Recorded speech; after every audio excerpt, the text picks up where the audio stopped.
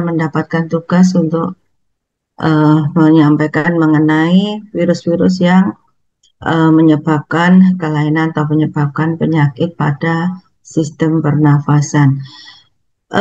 Nanti kalau misalnya suara saya menjadi tidak jelas, terputus-putus atau apa ada gangguan apapun, tolong saya diberitahu.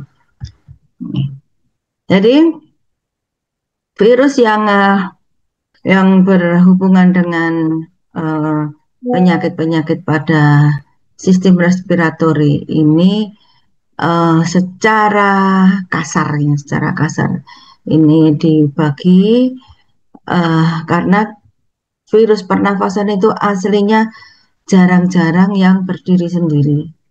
Biasanya mereka match, jadi mereka itu mix dengan yang lain, sehingga seringkali terdapat dalam satu gejala itu didapatkan atau dideteksi beberapa virus, sehingga pada diagnosis advance sekarang ini sudah dengan era molekuler, maka kita memakai penemuan etiologi virus itu, virus pernafasan itu, kita memakai multiplex PCR, di mana di dalam multiplex PCR itu di dalamnya ada beberapa primer atau beberapa istilahnya kalau beberapa penanda begitu nggih, untuk beberapa virus sekaligus, sehingga nanti hasil PCR-nya itu selesai, kita bisa melihat apa saja yang kita dapatkan di dalam sampel tersebut, sehingga kita bisa melihat bahwa penyakit ini disebabkan atau ada beberapa virus yang membuat atau berperan atau kontribusi di dalam penyakit tersebut. Jadi bisa dilihat di sini kalau sindromnya itu Coryza ya, bukan Korsa, Coryza. Coryza itu yang orang batuk kemudian matanya berair terus, hidungnya berair ya. Jadi bukannya nangis tapi keluar sendiri airnya. Nah, itu namanya Coryza, biasanya ditambah dengan demam tinggi. Nah, ini yang biasanya itu yang commonly associated itu yang utama. Tapi kemudian ada juga gitu. Ada juga virus-virus yang bisa menyebabkan gejala seperti itu. Dia bisa bersama dengan yang utama, bisa juga dia sendiri bersama-sama dengan teman-temannya yang lain. Jadi utamanya adalah rhinovirus dan corona. Sehingga adik-adik tahu bahwa COVID itu pada saat ada gejalanya itu orang itu demam, kemudian batuk, sakit tenggorokan, kemudian matanya nerocos itu, pilek berat. Nah, itu namanya Coryza. Kemudian influenza itu yang menonjol adalah batuk, pilek ya. Kalau Coryza itu yang ngocor cairan dari berbagai sumber, ada yang dari mata, dari hidung, kemudian berdahak juga ya. Nah, itu namanya Coryza. Kalau influenza itu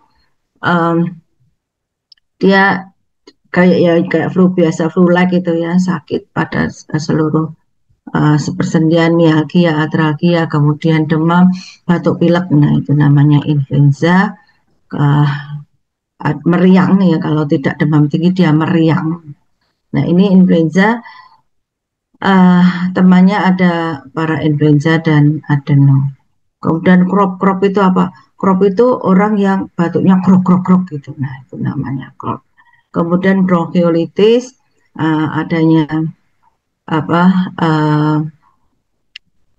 ada radang di bronchiolit ya, pada bronchiolus ya, jadi yang kecil-kecil itu, cabang-cabang kecil-kecil. Nah, dia khasnya di sana biasanya ada ronggi yang banyak, tergantung dia luasnya seberapa. Minimal di basal, di bawah itu ada rongginya. Jadi ini ada sesak napasnya. Nah, ini yang biasanya adalah RSV, yaitu yang respiratory syncytial virus. Tetapi bisa juga oleh influenza juga nimbrung, para influenza juga nimbrung bisa. Kemudian pneumonia. Jadi bronkiolitis ini nanti akan lebih terdengar, bronkinya itu rada kasar nih, karena suaranya adalah suara bronkus, suara saluran kecil. Kemudian kalau bronkopneumonia dia sudah di alveoli, maka rongkinya adalah rongki yang halus. Rongki halus yang ada cairan yang ada di alveoli. Jadi ini adalah satu gejala-gejala uh, infeksi pernafasan yang kita bedakan berdasarkan gejalanya. Nah, saya akan membicarakan hanya beberapa virus, yang lain nanti silahkan baca sendiri ya. Saya berikan yang utama-utama saja, terutama adalah virus influenza dan corona. Nah, influenza ini suatu virus yang diam-diam menghanyutkan ya, karena influenza ini beberapa kali mengakibatkan, ya disebut pandemi, belum seluruh dunia, tetapi dia mengakibatkan suatu epidemi yang luas.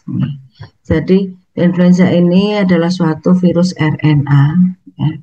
RNA yang dia sering berubah antigennya. Nanti kita akan tahu mengapa dia sering berubah antigennya, sehingga dia bisa menyebar ke secara luas. Karena ingat, Kak, virus respirasi semua adalah airborne disease. Ya, namanya virus respirasi, dia airborne disease. Jadi dia menular melalui udara. Udara dari mana sumbernya? Dari pasien, dari batuknya, dari bersinnya. Ya, kemudian di bawah udara ditangkap oleh pernafasan orang lain, sehingga dia cepat sekali menyebar karena kita tidak bisa menyetop udara. Ya, jadi virus-virus ini, virus-virus respirasi ini beberapa menyebabkan epidemi luas, bahkan yang SARS-CoV-2 itu seluruh dunia, hampir seluruh dunia, tidak ada yang terbebas. Nah, itu menjadi pandemi. Ini karena memang penyebarannya tidak bisa diikat atau dicegah karena melalui udara. Oke, jadi ini virus RNA ya, yang dia mempunyai dua antigen penting. Antigen pentingnya ini adalah, kursor saya kelihatan nggak? Belum ya? Terlihat, dokter. Tapi kok warnanya elek ya? Ganti ya. Begini, kelihatan ya kursornya? Kelihatan gitu. Jadi dia mempunyai ini, kamu harus catat nih, Dik, nih. Dia mempunyai dua protein penting, yaitu hemaglutinin dan yang disebut neramidase. Dua. Jadi kita sebut dengan protein N dan protein H. Gitu nih. Nah, ini dua protein ini yang menyebabkan terjadinya gejala ya. Dan ini dua protein ini bisa berubah dengan cepat, sehingga kita dalam hal ini kita seringkali tadinya sudah kenal dengan influenza, kemudian dia berubah tipe atau berubah strain. Karena apa? Karena dua protein ini yang kita kenali itu ternyata dua protein ini berubah, cepat berubah. Jadi sehingga kalau kamu melihat itu ya, influenza, ada influenza A dengan H2A7 misalnya, seperti itu. Kalau dulu influenza yang pertama kali ditemukan ya kita hanya menyebutkan sebagai hemaglutinin dan neramidase, wis. Tapi kemudian ternyata loh, kok ini virus yang sama tapi kok imunisasinya, vaksinnya kok nggak mengenali gitu. Antibodi di dalam tubuh pasien sudah divaksin kok tidak mengenali. Ternyata berbeda. Jadi berbeda tipe. Maka ada sebutan neramidasenya beda, maka kita sebut N2. Hemagglutininya masih tetap sama dengan yang kemarin, tapi neramidasenya berbeda. Maka disebut virus influenza H1N2 gitu ya. N-nya udah berubah. Tapi kemudian dalam beberapa waktu kemudian kok nggak dikenali lagi, kok epidemi lagi nih. Ya, ternyata hemagglutininya berubah.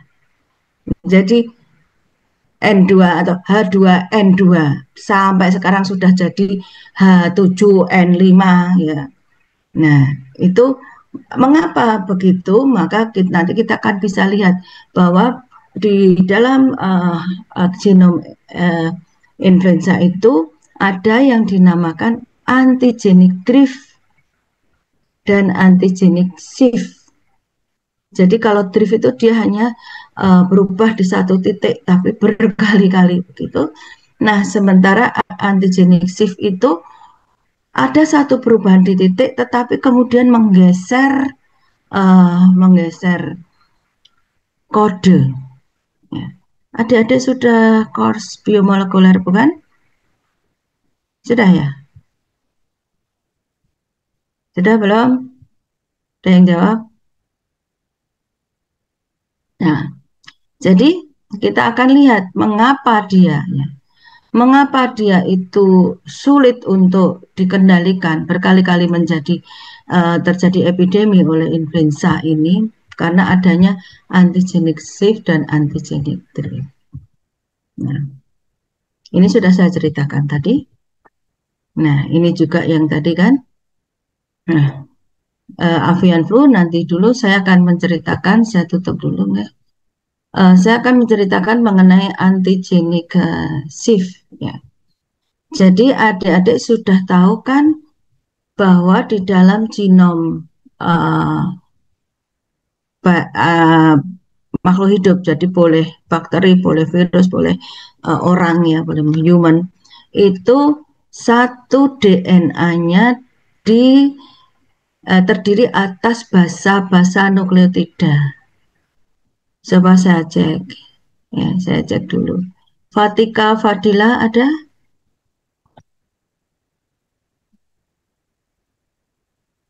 Fatika Fadila, are you there? Oke, dokter. Mana nih? Mohon maaf, Mana? dokter.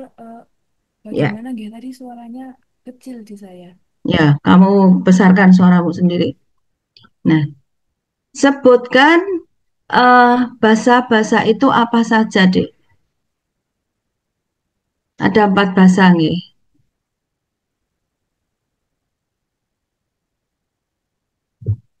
Bisa, Fatika? Karena ini penting supaya kalian nanti mengerti mengapa mutasi itu bisa gampang terjadi, mengapa yang lain tidak. Baik.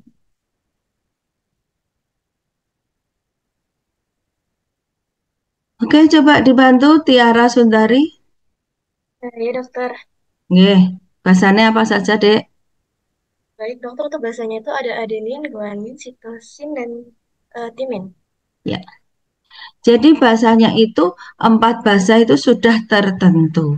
Jadi urutannya saja yang berbeda-beda. Jadi ada yang urutan itu sesuai dengan urutan asam amino. Nah, sekarang asam amino itu dikode oleh berapa bahasa? Nanti dari sini kalian akan lihat nih. Muhammad Fadli, siapa tuh? Mas Muhammad mana nih? Hadir dokter. Nggih.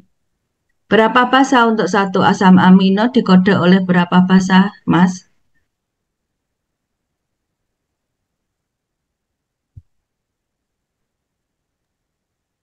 3 bahasa dok. Yeah. Yes. Jadi satu asam amino itu dikode oleh 3 bahasa. Yeah. Dan urutannya tertentu. Nanti kalian bisa buka di buku biokimia bukalah kodon gitu ya, daftar kodon, nanti kamu akan lihat di sana. Jadi ada 12 asam amino esensial yang dia akan menyusun protein. Jadi bisa saja protein A terdiri atas valin-valin ya, misalnya metionin, valin-valin, isoleusin, valin, isoleusin, valin, isoleusin sampai yang lain triptopan itu beda-beda semua ya. Dan satu asam amino dikode oleh 3 basa yang urutannya juga tertentu gitu. Jadi ada yang satu asam amino dikode oleh 6 kode ya, artinya tiga basa tadi ada yang urutannya itu ada 6 yang mengkode yang sama. Misalnya CCG, CCA, CCU itu ternyata mengkode yang sama. Tapi ada juga yang hanya mengkode satu. Kalau jadi kayak metionin itu hanya satu itu. Jadi kalau itu nanti berubah langsung berubah gitu. Kalau berubah satu dia langsung berubah. Nah, jadi itu adalah rentetan ini. Kalau sebetulnya kalau tidak daring saya tidak daring begini saya bisa menjelaskan dengan analog ya. Tapi karena ini maka dengarkan sungguh-sungguh. Karena ini nanti akan menjadi dasar kalian mengerti mengapa mutasi bisa cepat terjadi. Nah, kalau misalnya satu basa itu berubah, misalnya itu disebut dengan antigenik drift ya. Drift itu titik ya. Ya, drift itu titik di satu titik itu. Kalau kalian melihat ada batu kemudian kena air talang ya, itu bisa satu tempat di situ terus gitu. Nah, di situ misalnya bahasanya harusnya G ya, guanin, kemudian diganti dengan adenin misalnya. Jadi harusnya G jadi A. Nanti urutannya akan berbeda di daerah itu. Di 3 bahasa di situ kan berubah kan? Ya enggak? Terbayang enggak? Saya ngomong gini kalian mudeng apa enggak? Ngerti enggak? Paham enggak? Iya, Dek. Masih bingung? Jadi kalau bahasanya tadi semisal ada C, C, G, ya belakangnya kan G, ya. Kemudian di daerah itu terjadi pergantian, G-nya diganti dengan A, jadi CCA. Itu berubah kodenya, bisa jadi berubah asam aminonya, bisa jadi berubah proteinnya. Paham? Boleh, kalau nggak ada yang jawab, saya lanjut loh. Nah, kalau kamu pengen diulangi, saya ulangi. Kalau enggak, saya lanjut. Ya. Itu namanya antigenik drift. Yang berubah hanya asam amino di dalam kode itu. Gitu nih. Jadi asam amino di situ ganti. Itu namanya antigenik drift. Ya. Satu asam amino yang berganti. Nah, di dalam rangkaian asam amino itu membuat protein. Bisa jadi asam amino yang tadi sudah ganti kode tadi, bisa jadi asam aminonya tetap tadinya valin tetap jadi valin karena CCG dan CCA sama-sama mengkode valin. Ini saya hanya beri contoh. Mungkin valin bukan CCG, tetapi saya beri contohnya itu. Maka proteinnya tidak berubah. Ini antigenik drift. Tapi kalau CCG dan CCA tadi berbeda asam aminonya, yang CCG mengkode valin, yang CCA mengkode reserin misalnya, Dok, maka ini berubah loh ya. maaf, share screen-nya menghilang, Dok. Saya memang hilangkan. Jadi kalian supaya bisa mendengarkan saya tanpa share screen, karena saya tidak ada penjelasan tentang ini di situ. Kalau nanti kalian konsentrasi di di PowerPoint malah bingung. Maka dengarkan saya. Yang nggak ngerti tolong komen. Memang saya turunkan. Jadi kalau semisal itu berbeda kodenya, maka akan terjadi protein itu bisa berubah karena rangkaian asam aminonya berubah. Nah, protein yang berubah ini menjadi antigen yang baru, mutasi. Jadi neuraminidase tadi nggak sama lagi dengan yang dulu, maka ini bisa berubah. Nah, ini bisa tidak dikenali oleh antibodi yang ada di dalam tubuh yang sudah mengenali uh,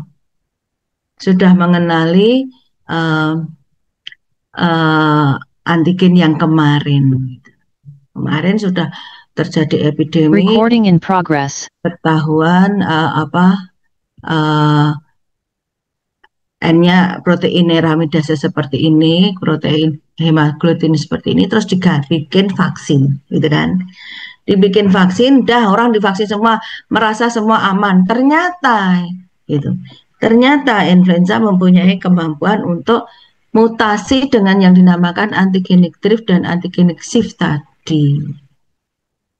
Sehingga tiba-tiba berubah proteinnya neuraminidase atau hemagglutinin, sehingga epidemi lagi, gitu.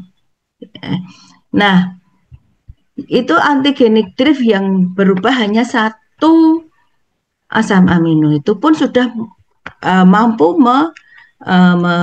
merubah protein apabila kode yang berubah ini menjadi kode asam amino yang lain. Nanti kalian buka buku biokimia khusus tabel codon ya, catat tabel codon. Nah, kalau antigenic shift ini lebih serem lagi. Tadi sudah disebutkan oleh Mas Fadil ya, Mas Muhammad tadi, bahwa kode itu di satu asam amino dikode oleh 3 basa, gitu. Nah, kalau antigenic shift ini, maka dari sekian basa yang berjejer-jejer itu, taruhlah 200 basa, begitu ya. Itu antigenic shift ini terjadi apabila ada hilang satu basa pada rentetan itu. Jadi kamu bayangkan apabila setiap 3 basa itu mengkode satu asam amino, misalnya pada basa yang ke 154 misalnya itu hilang, maka kalau 3 ini, ayo berpikir dengan matematika juga. Kalau satu asam amino dikode oleh 3 basa, maka dari 1 sampai 3 satu basa, 4 sampai 6 satu basa, satu asam amino lagi. Maka dari 1 sampai 150 itu sudah mengkode berapa tuh? 150 dibagi 3, berarti sudah 50 asam amino. Yang ke 151 sampai 153 itu satu asam amino lagi. Nah, dari 154, kamu boleh gambar ya, 154 sampai 156 itu kan satu asam amino.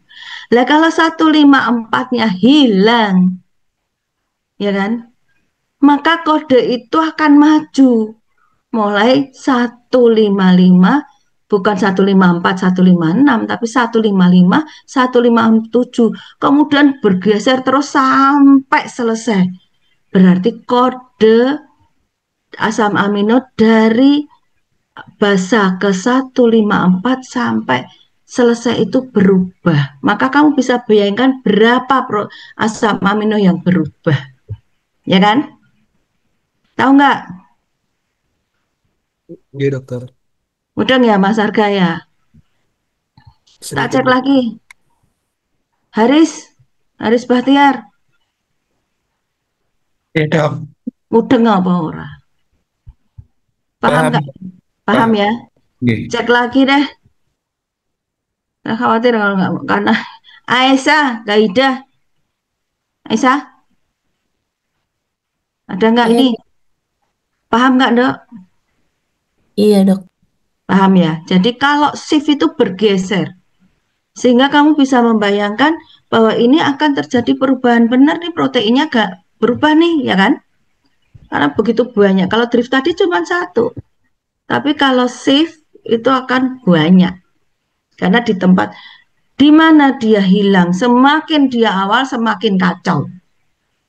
Semakin di urutan awal, maka belakangnya itu semua akan berubah. Ya. Kalau dia mutasinya di urutan sekuen yang belakang-belakang, misalnya dari 195 misalnya gitu hilang, gitu. Maka ya yang belakangnya itu yang dia kode sama yang belakangnya yang hilang cuma sampai 200, cuma ada sekitar 5-6 basa misalnya, ya paling 2-3 asam amino. Lah ini kalau terjadi di urutan ke depan, misalnya urutan ke 25 lah kan, kujur banget itu kan, hampir semua berubah. Nah ini membuat influenza itu bisa berubah-ubah terus itu, ya, berubah-ubah terus, kemudian sehingga tidak terkenali terus, sehingga influenza ada terus. Makanya sampai sekarang pun kalau udah mulai musim gugur ke musim dingin, negara dengan 4 musim itu sudah mulai was, hati-hati dengan influenza itu. Nah, kebalikannya ini masih shift. Kebalikannya kalau ada sisipan gitu. Tadi hilang loh. Tadi hilang sehingga kodenya maju. Kalau nyisip, misalnya dari 153 dan 154 itu ada nyisip, ada bahasa baru nyisip di situ. Misalnya tiba-tiba A nyisip di situ. Maka dari A itu ke belakang ya berubah lagi, geser ke belakang semua. Bisa bayangkan enggak?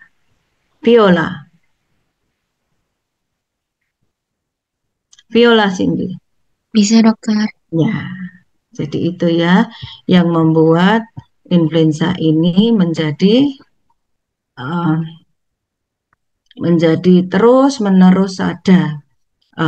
Walaupun sudah ada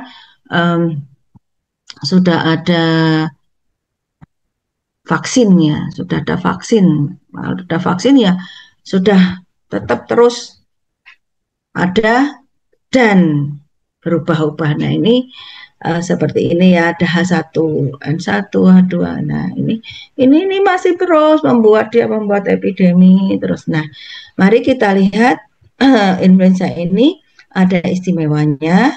Ini udah tahu ya yang ini ya, udah saya jelaskan ya. Nah sekarang apa yang dinamakan avian flu? Avian atau flu burung, pernah dengar? Kamu lahir tahun berapa? Mungkin flu burung kalian masih anak-anak atau ada yang belum lahir kah? Oke, jadi di dalam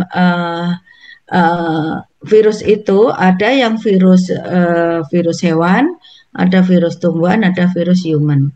Yang masing-masing ini sebetulnya sudah mempunyai kekhasan sendiri. Nah, dalam hal ini influenza itu ternyata dijumpai di hewan dan dijumpai di manusia. Ya, jadi influenza ini sebetulnya pada manusia dan pada hewan itu secara genom hampir sama, tetapi dia mempunyai suatu protein yang dia itu bisa menempel pada sel target itu beda, jadi pintunya itu beda, glikoproteinnya beda, GP-nya beda. Jadi pada sel burung, pada sel babi, pada sel bebek itu pintunya beda. Ada yang GP60, ada yang GP30. Ya, itu. Jadi pada zaman dulu pun walaupun peternakan ayamnya ini sudah terserang influenza gitu ya, kata orang dulu namanya, orang Jawa bilang tetelo gitu ya. Jadi habis mati semua, dia pilek. Jadi kalau sudah ayam pilek itu sudah sedih peternak itu, karena ini biasanya mati semua. Tapi peternaknya nggak kena. Ini zaman dulu kala ya. Nah, itu berlangsung terus. Nah, kemudian ini ada mulai peternak itu tidak mengkhususkan ternak ayam atau ternak sapi aja atau ternak babi saja, tidak khusus begitu ya, tidak khusus begitu. Nah, pada suatu ketika itu mereka mempunyai beberapa ternak yang kemudian kamu lihat McDonald ya, McDonald ya, have a cow itu toh, itu kan dicampur di ransnya. Nah, kalau dulu peternakan itu harus selalu sendiri itu tidak bertemu. Kalau dalam jumlah besar. Tapi ini akhirnya bertemu. Nah, pada pertemuan ini ya, pertemuan ini terjadi ya. Nah, terjadi ini teori reassortment. Jadi reassortment ini ya, virus di human, virus manusia dan virus hewan, unggas ini mempunyai pintu masuk ke sel yang berbeda, GP-nya beda. Ya. Jadi pintunya beda. Tetapi di swine, di babi ini punya sel yang punya 2 pintu. Itu. Swine yang 2 pintu. Maka avian influenza dari unggas bisa masuk ke sel swine. Dari human pun bisa masuk ke swine. Ya, di sini nanti akan terjadi reassortment atau pengacaan. Adik-adik sudah sudah mendapatkan virologi dasar di biomedik, sudah? Sudah belum?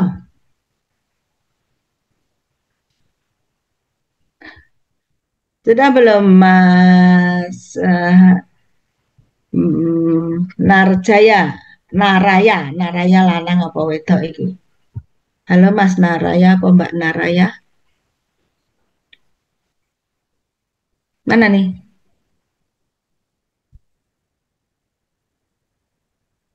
Naraya, halo?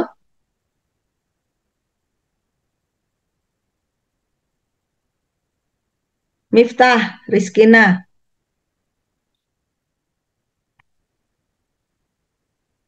Kalau kuliah ya harus di depan laptop ya, jangan laptopnya yang ngobrol sendiri kemudian kamu ke pasar.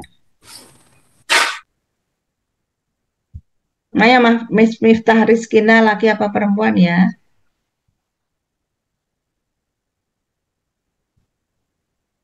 Mana nih?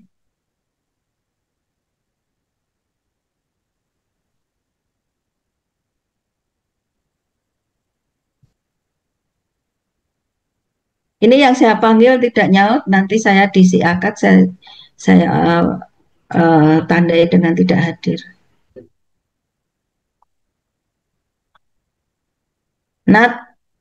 Natali Putri. Halo? Dokter. Yeah. Jadi sudah belum kalian mendapatkan pelajaran mengenai replikasi virus? Sudah, Dok. Oke. Titik 1. Jadi di sini terjadi reassortment itu pengacakan kembali. Maksudnya acak itu apa? Pada saat kalian tuh sudah tahu virus masuk, kapsidnya ditaruh di luar gitu kan? Kemudian masuk, kemudian replikasi, mendapatkan virion-virion atau materi genetik virus sudah terbentuk, kemudian kapsidnya juga terbentuk. Nah, ini masuknya tadi kan 2 nih. virus human sama virus avian masuk si swine, sama-sama masuk dalam sel. Dan nanti human juga replikasi, avian juga replikasi, kemudian terbentuk kapsid, nanti masuknya ngawur, gitu, acak aja.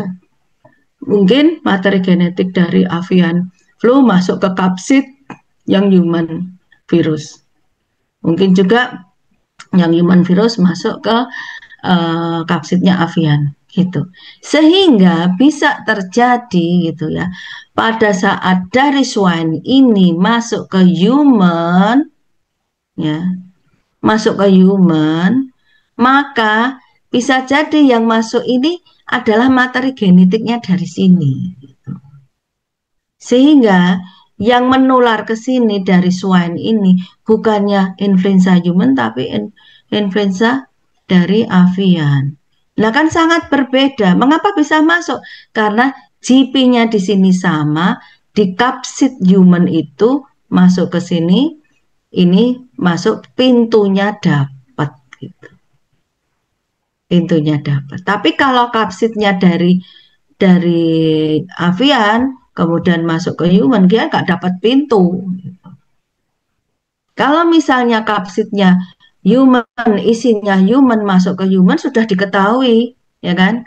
Oh, masuk ke human berarti nanti nih H2 harus dikenali, gitu. Tapi kalau yang masuk itu materi genetiknya dari avian, ya, kapsidnya human, jadi kan masuk ke sini, bisa dia masuk. Tapi masuknya itu materi genetiknya jadi human H3, nggak tahu, dia nggak kenal, maka muncul gejala klinis. Gitu, bisa dimudeng apa tidak ini? Gafira Nur Fatimah, Gafira Nur, Iya dok, paham nggak, Nok? insya Allah paham dok. Ya, jadi itulah sebabnya maka pada saat itu orang-orang itu terjangkit, peternak itu ketularan flu-nya dari burung, gitu. Dan kemudian terjadi gejala klinis yang berat, ya iya karena kita nggak mengenali protein ini, tidak mengenali virus ini, sehingga imun yang kita IG ya, imunoglobulin atau antibodi yang sudah dipersiapkan untuk influenzanya human nggak kenal, sehingga terjadi manifestasi klinis yang berat. Nah ini ya, coba lihat ini H1N5 ini avian, ini masuk ke dalam tubuh manusia, terjadi pada tahun 2000-an ya, tahun 2000-an, tahun 2000, 2001 itu lagi ruwetnya perkara avian flu ini, ya, sehingga banyak peternak yang rugi. Peternak itu satu kandang habis, harus benar-benar habis. Nah kalau di luar negeri, di negara-negara yang sudah maju kaya dan dia protap untuk pencegahan infeksi itu ketat, maka sekali dapat ya sudah dihabiskan, itu satu kandang peternakan ayam itu harus habis, gitu. Nah kalau di Indonesia, kalau di sana habis nanti ada yang memberi support, misalnya diberi lagi bibit atau diberi lagi anak ayam atau telur untuk ditetaskan yang baru, yang bersih, gitu ya. Tapi kalau di Indonesia siapa yang mau nuker? Sehingga di Indonesia sulit ini, agak lama ini hilangnya avian flu, ya, karena petani dia sembunyi-sembunyi, yang belum benar-benar pilek gitu, belum benar-benar kelenger gitu, tidak dibunuh, tidak disembelih atau tidak dieliminasi gitu. Nah itu yang membuat kita gak lama mengatasi avian flu ini. Nah ini dari H5N1, kemudian ada H9N2, kemudian ada H7N9.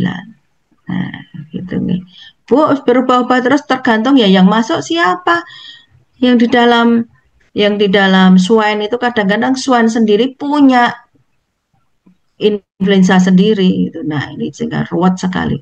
Maka diharapkan peternakan itu tidak dicampur antara swine kemudian bebek. Bebek itu juga punya dua pintu ya, CP-nya juga 2. Nah, ini supaya dipisah gitu. Laboratori diagnosis nanti kalian baca sendiri. Manajemen juga ini antiviral ya, yang antiviral ini untuk virus-virus yang seperti ini seringkali dia efektif hanya di awal infeksi. Prevention juga baca sendiri, yang tidak tahu besok tanya ke saya. Para influenza virus ini hampir sama ya. Cuman dia agak manifestasi klinisnya agak ringan. Ya, agak ringan. Nah, yang berat dia ada di sini, ada di para influenza virus. Kalau influenza itu lebih sering pneumonia, kalau para influenza ini lebih sering di atas. Jadi laringo, tracheobronchitis. Jadi nanti krok-krok gitu loh suaranya, itu suara bronkia.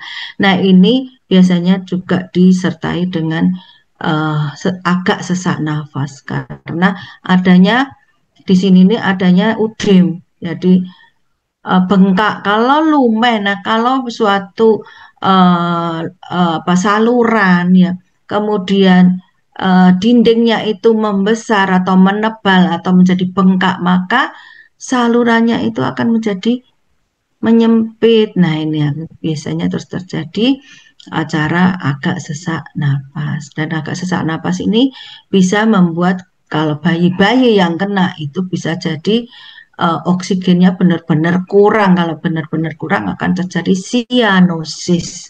Ya, wajah kebiruan yang mengindikasikan bahwa di dalam darah itu berkurang oksigennya. Nih. Ini nanti dibaca sendiri karena ini semuanya sama.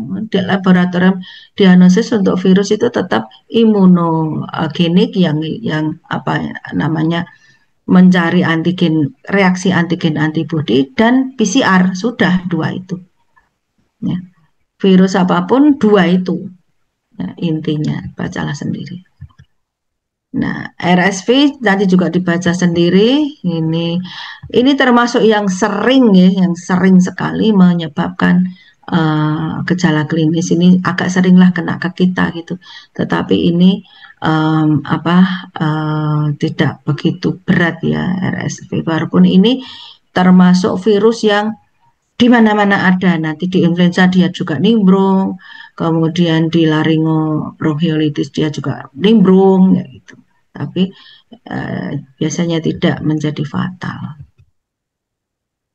Nah, kalau di infan, kalau di infan ini hati-hati karena di infan dia sering sampai ke otak, sering sampai ke jantung. Dan sering ya, kalau di infan sebetulnya apapun bisa jadi fatal karena di bayi yang baru lahir itu kan masih sangat rentan. Sesak nafas sedikit ya dia akan sianotik. Jadi dia angka kematiannya karena infeksi saluran nafas pada anak-anak atau pada bayi itu tinggi. Ada yang bertanya? Adeno juga tidak perlu, kita langsung ke ini ya, ke corona. Ada pertanyaan enggak? Ada pertanyaan? Baik, saya akan lanjut saja ke corona. Pada saat coronavirus pandemi, kalian kelas berapa? Kelas berapa, Dek? Hanifah Zakia? Ya, Dok, kelas 3 SMP. SMP ya. Daring kamu seumur-umur? Ya. Iya, Dok. Lulus karena COVID gitu? Iya, Dok. Tidak ujian? Nggak selesai SMP-nya. Berbahagialah. Itu hikmah adanya COVID kalian tidak perlu ujian, tiba-tiba lulus, ya kan? Kalau aku bisa lihat tadi pada waktu corona, pada waktu COVID itu demikian seramnya. Seram apa enggak? Seram enggak, Dava Noval?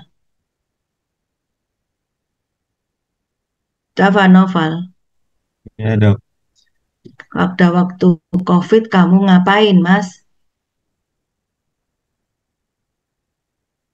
Ngapain coba? Apa yang kau kerjakan setiap di hari? rumah. Ngopo? Ngapain kamu di rumah goler-goler gitu? Ya, dan itu menyenangkan enggak? Ada yang Menyenangkan dok. ya goler-golernya itu toh. Terus ibumu tiba-tiba segala macam disiapkan gitu ya, makan ini makan itu. Nah, mengapa corona gitu? Mengapa corona gitu?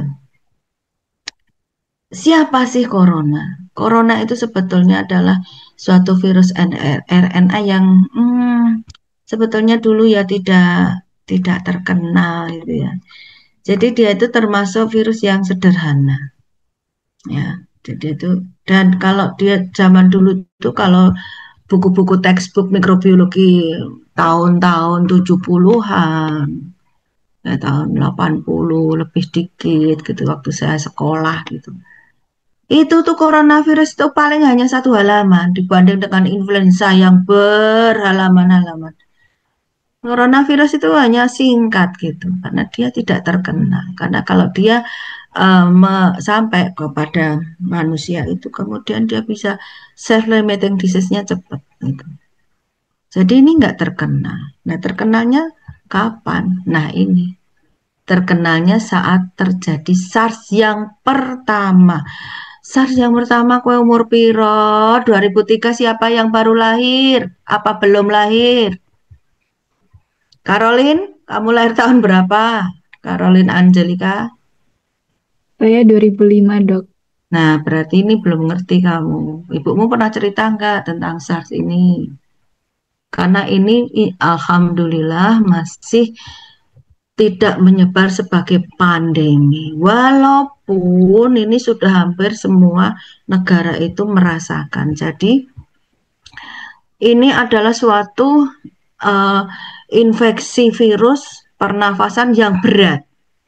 Tahu-tahu sesak napas, kemudian di dalam parunya itu begitu banyak cairan. Jadi alveoli terisi cairan karena terjadi ini pengeluaran musin di dalam alveoli karena adanya rangsangan antibodi ya, terhadap virus ini.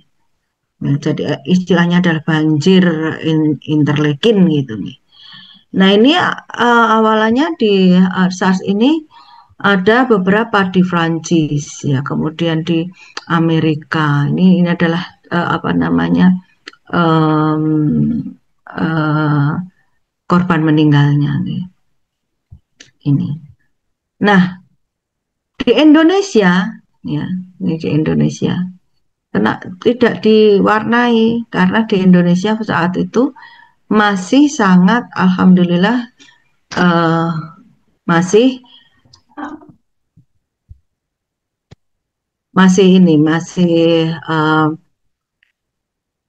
terbendung pertama dari Singapura, kemudian ada yang datang ke Jakarta, kemudian isolasi langsung. Alhamdulillah pada waktu itu kita bisa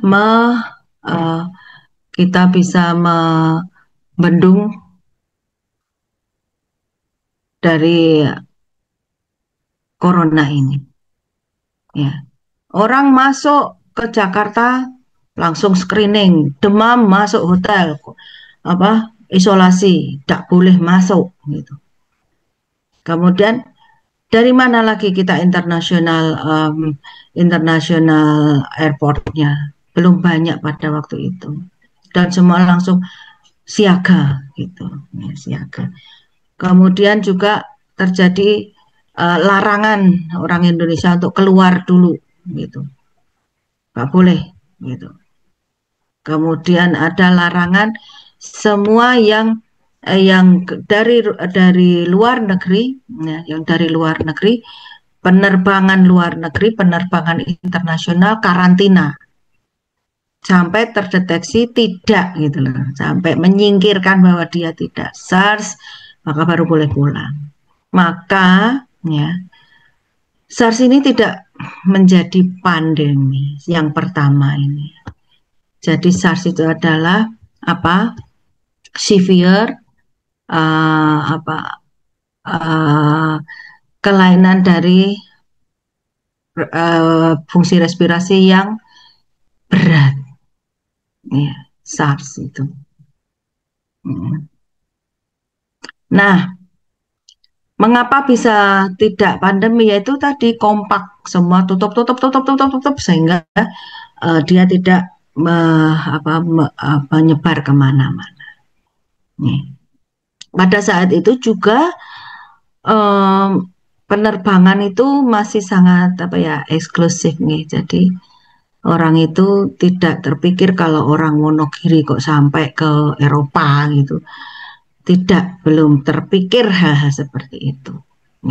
Sehingga SARS ini kita berikan penyuluhan kalau orang desa itu ya lucu dia lah apa tawang kita ya di sini bertahun-tahun ke kota aja jarang ya. Jadi itu membuat mereka free, mereka bebas, mereka tidak tersentuh gitu.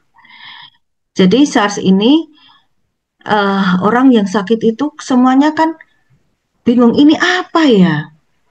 Kuman apa atau virus apa ini kok seperti ini? Karena corona sendiri itu bukan virus yang berat. Tapi ternyata setelah ini orang mikrobiologi sudah mulai eksplor ini, diisolasi, kemudian diperbanyak, kemudian dilihat, akhirnya dilihat gennya, dilihat genomnya, loh ini SARS. Tapi ada beberapa titik yang dia berbeda. Ya. Kenapa berbeda, Dek? Karena dia mutasi. Mengapa mutasi? Maka setelah dilihat-lihat, ini kelihatannya novel corona ini, corona yang baru ini adalah suatu virus yang direkayasa. Jadi mutasinya tidak alami. Itu. Nah, ini menjadi perhatian ahli infeksi di seluruh dunia. Ini dari 2003. 2003 ini corona sudah mulai diutik-utik. Ya, gitu. Nah, bagaimanakah ini? Kok error? Halo, saya terdengar apa tidak ya? Dek, saya terdengar apa tidak? Terdengar, dokter. Ayo, sebentar, tak share lagi ya, kok kelihatannya agak bermasalah.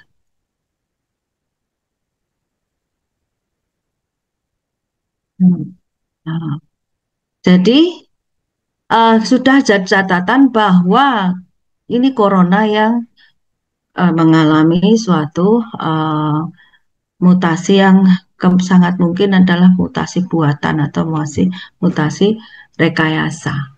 Nah, ini adalah wajahnya corona itu seperti ini. Jadi ada spike-nya.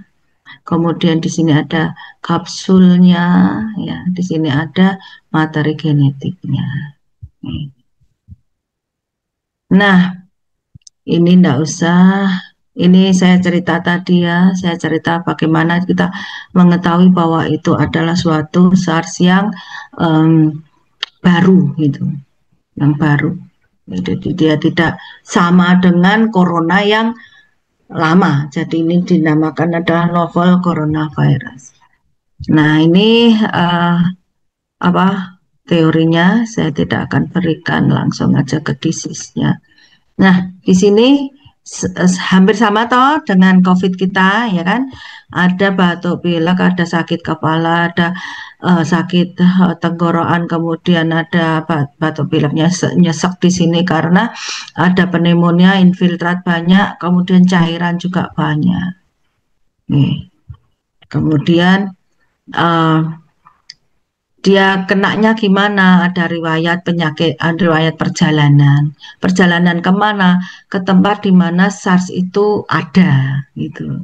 Ya di mana? Kalau di Indonesia mestinya selalu kita bilangkan bahwa itu dari luar negeri, gitu. Kalau dari luar negeri harus di karantina dulu. Nah ini. Okay. Transmisinya jelas dia adalah human to human dengan airborne disease. Ya, dari dropletnya, jadi dari saluran nafas ke saluran nafas teman atau saluran nafas orang yang lain. Nah, beberapa mereka mencurigai adalah fecal transmission, tapi ini belum juga terbukti. Yang paling sangat adalah yang droplet itu. Infeksius dari SARS ini masih bingung ya, mereka itu dari mana gitu ya. Tapi tetap setelah kita tahu bahwa oh ini berbeda, ini adalah suatu perubahan yang kelihatannya adalah buatan. Ini diagnosisnya saya tidak akan berikan, nanti kalian bisa baca sendiri ya. Klinisnya bagaimana? Sangat-sangat mirip dengan SARS yang kita jumpai. Kalian sudah lihat ya. Ada yang sudah pernah kena? Siapa yang pernah kena? Yang isolasi mandiri siapa? Ada enggak? Nah, kamu lihat di sini pada SARS, pasien SARS itu parunya berkabut ya, putih, itu tidak kalau udara biasa ini hitam seperti ini cantik karena isinya udara. Kalau ini isinya ada cairan, ada infiltrat, ada jadi bulat. Kadang kalau yang sekarang yang SARS kita yang SARS-CoV-2 itu sampai putih ya orangnya, tidak bisa bernapas. Ya. Terapinya bagaimana kita? Karena itu adalah suatu proses imunologi, kita memakai kortikosteroid. Ya, sehingga interleukin dan sebagainya, makrofag yang pada pecah itu akan kita openi, jadi itu akan dihilangkan dengan kortikosteroid. Yang masel ya jangan pecahlah, dijaga supaya tidak pecah. Kemudian inflamasi reda gitu nih. Kemudian kita berikan untuk gejalanya gitu nih. Gejalanya diberi batuk, diberi obat batuk, diberi pengencer dahak ya. Kemudian diberi bronkodilator supaya bronkusnya agak-agak buka sehingga napasnya bisa agak longgar gitu ya. Ini obat antiviralnya sama dengan obat antiviral, nanti kamu baca sendiri. Oke. Kita akan lihat SARS yang kedua. Ini SARS yang pertama itu hilang begitu saja, nggak jelas. Kok tiba-tiba hilang gitu. Hilang karena memang mutasi buatan itu biasanya nggak stabil. Ya. Jadi kalau mutasi alami itu lebih stabil, kalau mutasi buatan itu agak nggak stabil. Sehingga begitu dia kembali ke apa namanya wild type-nya ya, corona yang biasa ya udah nggak bahaya lagi. Tapi ternyata muncullah ini beberapa tahun kemudian ya, hampir 10 tahun kemudian muncullah lagi gejala klinis respirasi yang sangat mirip dengan SARS. Itu, tapi munculnya adalah di Middle East itu di daerah Timur Tengah, itu daerah Arab Saudi dan teman-temannya yang daerah Arab itu. Kenapa sampai di sana? Ini masih banyak juga orang bertanya-tanya. Kemudian dilihat ini apa penyebarnya atau siapa hospes yang bisa memperantarai ini kok bisa sampai di manusia sehingga pilgrim itu menjadi terganggu. Ya. Beberapa tahun ada penutupan untuk pilgrim untuk haji dengan pengurangan luar biasa untuk kuota haji ya. Maka ini cara untuk Saudi Arabia itu untuk menekan ya, untuk menekan terjadinya MERS ini. Jadi karena ini respiratory syndrome sama ya, tapi karena munculnya di sana kita sebut sebagai Middle East Respiratory Syndrome. Ini namanya MERS. Kalau tadi SARS ini MERS ya. Sama. Setelah dilihat-lihat ternyata juga ini adalah suatu corona ya. Coronavirus yang mutasinya beda dengan yang SARS pertama gitu. Kemudian kalau gejalanya sangat-sangat hampir sama ya dengan SARS yang kemarin. Nah, ini bisa berhenti kenapa? Karena dia merebak di Middle East, kemudian pilgrim stop. Ya, sehingga tidak ada orang datang. Lah pada saat dia merebak MERS, pilgrim itu semua karantina. Setelah sampai di Indonesia yang benar-benar sehat baru bisa pulang ke daerahnya. Kalau yang enggak ya di bandaranya atau di asramanya itu di karantina di sana. Ya. Alhamdulillah ini juga tidak banyak. Kemudian karena yang diduga itu bisa melalui onta ya, melalui onta, maka ontanya ini juga dikarantina. Kalau ada gejala, sekandang itu dieliminasi. Kemudian beberapa tahun haji umroh itu tidak boleh ke kandang onta, jadi nggak bisa lagi foto-foto sama onta. Nah, jadi nggak boleh ke kandang onta, gitu sampai 17 itu masih dilarang ke kandang onta. Yang ada yang beberapa yang sudah benar-benar onta itu benar-benar sehat baru dibuka beberapa dan tidak boleh ke kandangnya, jadi ontanya yang keluar. Nah ini terus hilang ya, MERS ini hilang. Alhamdulillah hilang benar-benar sehingga haji dan umroh bisa dibuka lagi dengan sesuai kuota. Nah ini adalah klinisnya sama. Nah, cuman ada beberapa sindrom diare sama. Diare juga ada di SARS-1 tapi tidak banyak. Nah, oke. Kita ini untuk KURB 65 ini sama ya, semua pneumonia dihitung dengan ini. Nanti kita menentukannya dia severe atau ringan atau moderate gitu ya. Kalau severe masuk ICU, kalau moderate round up, kalau mild ya rawat jalan gitu. Nah ini yang terakhir. Yang terakhir adalah ini. Adik-adik semua sudah mengalami kan ya. Ya, mudah-mudahan tidak ada yang kena, karena ada juga sekeluarga yang kena, kemudian dia harus isolasi mandiri di rumah. Sedih sekali. Saya di rumah sakit RSUNS kebanjiran sampel sehingga kakak-kakak analis itu tidak istirahat, kasihan sekali. Oke, ini semua sama tadi ya dengan corona yang tadi. Nah ini ya ini. Maka kita harus berpikir ini sebetulnya ini SARS-nya ini dapat dari mana gitu loh. Gitu loh. Menyebarnya lewat apa gitu. Maka ini teori yang dari mana kita dapatnya ya. Kalau yang SARS-CoV-1 ini dari sebangsa lisang, luwak kayak gitu ya.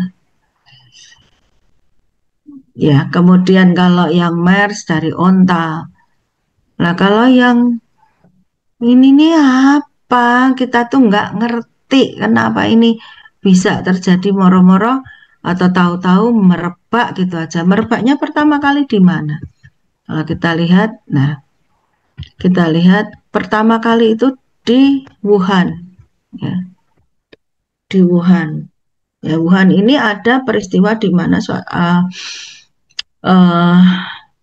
suatu lab ya terjadi kayak kecelakaan begitu ya. Kemudian tiba-tiba merebak infeksi pernafasan ini dan cepat sekali. Jadi lebih cepat. Jadi klinisnya itu memberat dengan sangat cepat.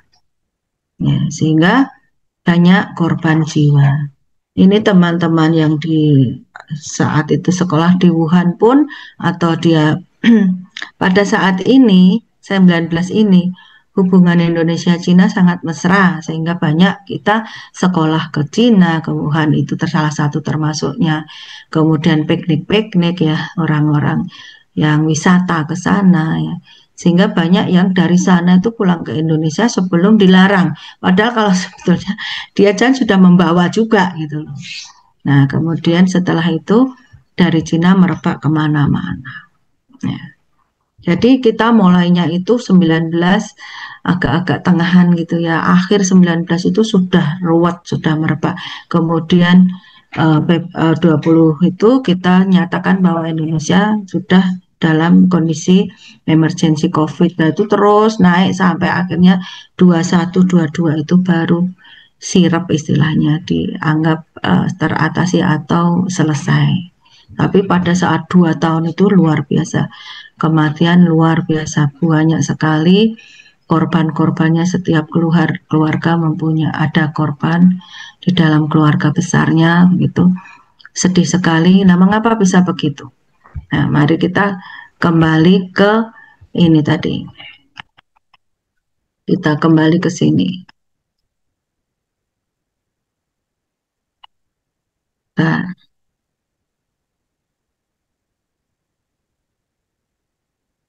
kita kembali ke sini, Dek. Pada saat SARS yang pertama, penerbangan itu masih eksklusif ya. Tadi orang desa itu enggak kebayang mau ke Singapura gitu. Tapi sekarang coba lihat orang-orang yang di kota besar itu pada saat COVID itu ya, itu bisa dari Riau ke Singapura, belanja-belanja, sorenya pulang. Itu udah biasa. TKW kita ke ke Thailand, ke Filipina, kemudian 3 bulan pulang atau 1 tahun pulang, itu udah biasa mereka. Kita ya, kita dosen-dosen ini ada rapat di AFK misalnya di Jakarta, berangkat pagi pulang sore, itu biasa. Jadi pergerakan manusia, people itu ya, itu nggak bisa dihentikan atau nggak bisa dicegah, nggak bisa dipegangi gitu loh. Jadi sangat luar biasa, sehingga hal ini membuat COVID ini menjadi lebih cepat menyebar. Kita mempunyai beberapa bandara internasional pada saat itu. Jadi tidak hanya Jakarta saja, Solo pun sudah termasuk bandara internasional. Jadi kita melihat atau mengkarantina atau kita menjaga orang, mencegah jangan dari luar negeri masuk harus karantina lah dulu, itu lebih sulit daripada di tahun 2003 saat SARS 1. Sehingga begitu banyak merebak dari ujung ke ujung, dari Aceh sampai Papua, dari istilahnya Demak sampai Pacitan gitu ya. Jadi seluruh sudah kena semua, bukan hanya Indonesia, seluruh dunia. Hanya di daerah-daerah tertentu yang mobilitas people-nya tidak begitu leluasa atau mereka masih berada di lokal-lokal saja, itu justru yang selamat, tidak ada di sana begitu. Sehingga COVID ini merebak dengan cepat dan ditambah lagi kalau yang 2003 ini begitu ada kita mendengar begini begitu langsung kita blok. Jadi dari bandara internasional itu karantina langsung, kemudian kita nggak boleh keluar, jangan nggak boleh gitu. Jadi ini lagi ada suatu wabah yang sangat mungkin akan mendunia, maka dicegah benar-benar. Jadi kita selamat, kita cuma dapat berapa ya Indonesia itu nggak banyak lah semuanya yang berada dari Singapura satu keluarga, kemudian di Jakarta, kemudian dirawat di sana sembuh, jadi dirawat di rumah sakit di Jakarta, karantina ada gejala langsung dirawat di sana. Yang di karantina sehat pulang. Nah pada 19 itu kita melakukan tindakan yang lambat gitu, harusnya tutup gitu. Tutup, jangan lagi, malah pada waktu itu ada keleluasaan apa itu namanya? Destinasi wisata itu dibuka gitu di Indonesia itu. Jadi orang-orang luar tuh malah diberi kesempatan untuk menaikkan pendapatan kita, itu malah diberi kemudahan untuk masuk ke Indonesia. Nah, ini menjadi suatu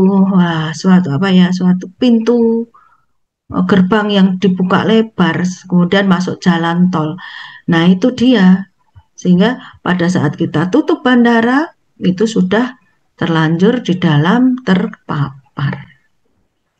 Ya, kemudian orang-orang bepergian itu juga sangat bagaimana ya? Kalau sekarang orang Wonogiri mau ke Solo, jalannya sudah halus, bisnya udah banyak, gitu aja, dan nanti pulang sore, gitu. Orang Solo mau ke Bandung, mau ke Jakarta, ke Bandung 6 jam, gitu. Besok pulang, gitu. Nah, artinya perjalanan atau pergerakan people itu demikian mudah sehingga ini pada SARS ini menjadi SARS yang kedua, artinya yang COVID kedua ini menjadi begitu hebat. Nah, jadi itu ya Dek, sedikit cerita mengenai COVID. Coronanya bagaimana? Coronanya beda lagi. Gitu. Coronanya beda lagi, beda dari MERS, beda dari SARS yang pertama. Nih. Dan ini, corona ini ya, karena sudah meluas kemana-mana, artinya dia itu ada beberapa yang dia stay long di dalam tubuh pasien, makanya kita sebut ada long COVID. Yang long COVID itu sebetulnya mungkin virusnya sudah tidak ada, tapi reaksi imun itu menyebabkan kerusakan-kerusakan di dalam tubuh manusia penderitanya, sehingga long COVID itu bisa mempengaruhi misalnya kemudian bisa mempengaruhi ginjal. Jadi COVID yang long COVID ini masih menjadi masalah sampai sini. Bagaimana gejalanya nanti kalian bisa membaca sendiri. Ada pertanyaan? Jadi yang penting di sini bahwa virus itu bisa bisa direkayasa. Kalau ini dipakai oleh suatu badan army gitu ya, dipakai oleh army, ini bisa menjadi senjata biologis gitu. Jadi adik-adik, virus pernafasan ini ada banyak, tapi ada beberapa yang penting, termasuk corona. Corona sekarang menjadi penting. Nah, kemudian bahwa virus itu pencegahannya bisa memakai imunisasi atau vaksinasi, karena sebagian besar virus, terutama virus pernafasan hampir semua ya, itu pada infeksi pada manusia itu bisa merangsang timbulnya antibodi yang spesifik, sehingga kita bisa deteksi apakah ini penyakit ini influenza atau bukan, COVID atau bukan. Kita bisa deteksi dari mendapatkan atau menemukan antibodi spesifik terhadap virus tersebut. Nah, begitu. Jadi dia bisa diimunisasi. Kalian semua sudah imunisasi COVID kah? Ada yang belum? Siapakah yang belum? Ilyas Afnaf. Nggih, Dok. Kamu berapa kali vaksin, Dek? Sudah sampai booster, Dok. Boosternya berapa kali? Baru booster 1, Dok. Berarti 3 kali. Nggih. Ya. Kemudian Dian Tendra, ini laki perempuan ini, namanya Dian. Laki-laki, dokter. Oh, laki-laki. Kamu berapa kali? 3 kali juga, dokter. 3 kali. Natania Marsia. Iya, Natania dokter. Marsia. Berapa kali, Nak? 3 kali juga, dokter. Jadi itu adalah salah satu upaya kita pada saat itu.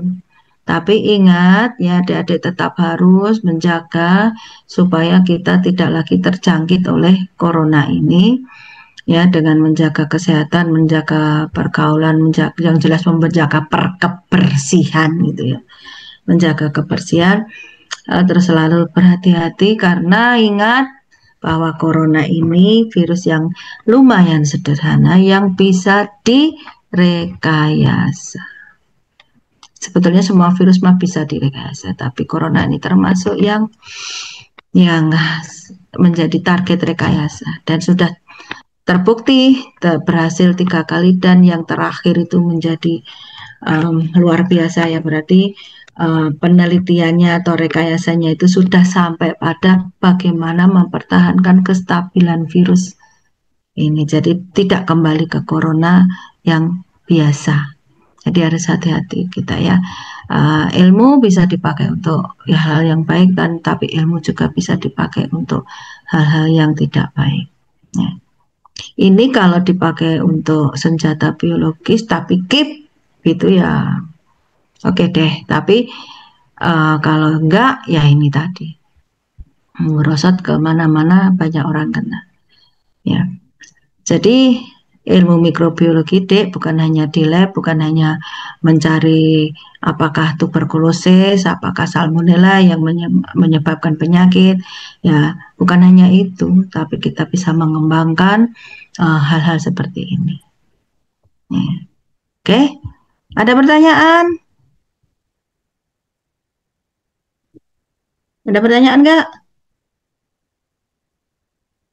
Baik, kalau tidak ada pertanyaan, saya terima kasih, saya tutup sampai di sini. Semoga bermanfaat.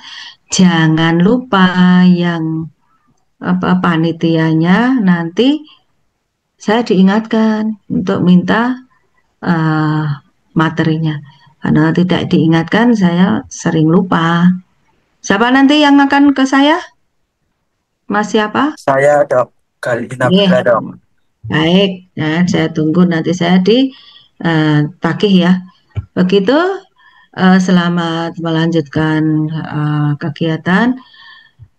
Semoga bermanfaat. Assalamualaikum warahmatullahi wabarakatuh. Waalaikumsalam. Terima kasih, dokter. Terima kasih, dokter. Terima kasih, dokter. Baik, semua akan saya tutup nggih.